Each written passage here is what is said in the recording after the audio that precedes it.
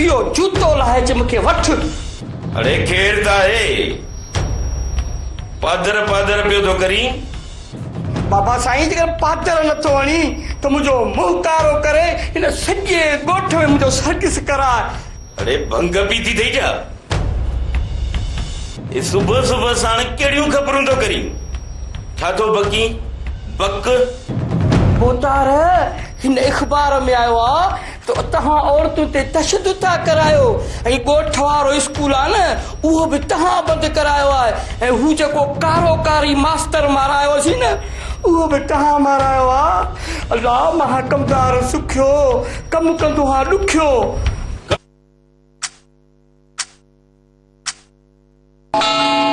This time check is brought to you by खास mix चाय का एक्सपर्ट बनना है तो ट्राई करें नेस्ले एवरीडे। छोटा पैक बड़ा मजा। कमदार ये जुर्रत के में थी जो मुझे खिलाफ एक बार में बयान दिया रही थी। रुगो जुर्रत बोतार ॻोठ जा सभु ॿार वठी स्कूल बि खोल रहियो अथई। अरे पोइ बि हुनजो नालो त हूंदो न बुधाए बुधाए तो हुनजो नालो छा आहे।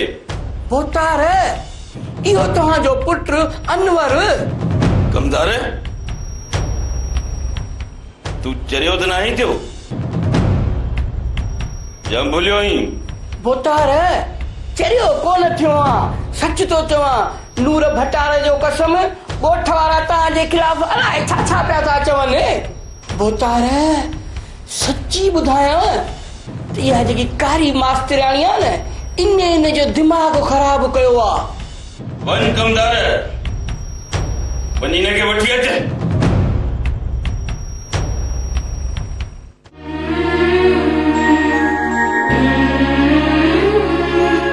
इनाम मिली वञण ताईं पंहिंजो इनाम धमाल पैक संभाले रखो।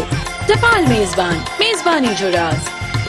पैक में लिखियल कोड के जानियल नंबर ते SMS करियो ऐं लख का वधीक इनाम खटण जा मौक़ा माणियो। पर्ल डस्ट लखे इनामात।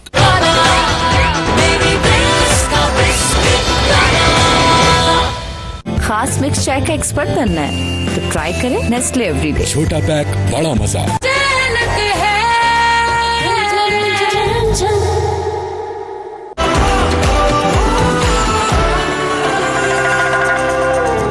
Stillman's Daily Face Wash and Fairness Face Wash. Radiant fairness that lasts. Jumeirah Enclave next Isra University, Hala Road, Hyderabad. Allahumma salli ala Sayyidina Muhammad. Allahumma salli ala Sayyidina Muhammad. Hyderabad ऐं उन जे भरपासे इलाइक़नि में इशा जी आज़ान जो वक़्तु थी वियो आहे। अल्लाह